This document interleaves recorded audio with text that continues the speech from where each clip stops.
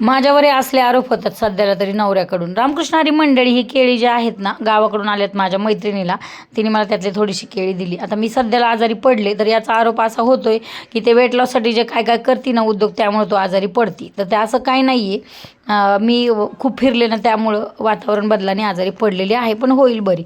चला, तर ना त्यासोबतच ना माझे दीर्घकाल गावाला गेले होते. त्यावेळेस माझ्या सासूबाईंनी पालक दिला आहे आणि मेथी दिली, कांदा लसूण दिला. आता इथं काय मिळत नाही का, पण त्यांनी कधीच पिशवी मोकळी पाठवत नाहीत, आईसारखंच आहे असं. आणि खरं माझे वडील गेल्यापासून ना मी माझ्या सासू-सासऱ्यांना गमवायला पण घाबरते. मग आता जसं माहेरी गेल्यावर वडील दिसत नाहीत ना, तशी भीती वाटते मनामध्ये की आता इथून पुढं जर ते जर नसतील सासरी, तर मग ते घर सुनं होईल आणि मग तिथं गेल्यावर इतका आपला कौतुक सोहळा होईल का, किंवा आपल्याकडं कोण बघेल, किंवा आपल्याला तिथं गावाला जाणं होईल का.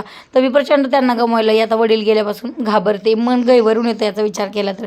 त्यांनी दिले वांग्याचं, तर वांगे मी कढईत तळून घेतले आणि त्याच्यामध्ये तेल मीठ घालून असं छान भरीत बनवलं. मेथीची भाजीला हरभऱ्याची भिजायला घातलेली डाळ घालून घेतली आणि ह्याचं भरीत आणि अशी वांग्याचं भरीत आणि मेथीची भाजी सोबत आज जेवण केलेलं आहे. आता आज म्हणाल ना, तर आज सकाळपासून मी वॉटर फास्टिंग केलं, म्हणजे फक्त पाणी पिले 1 वाजेपर्यंत. त्यानंतर मी अशी भाकरी खाल्ली.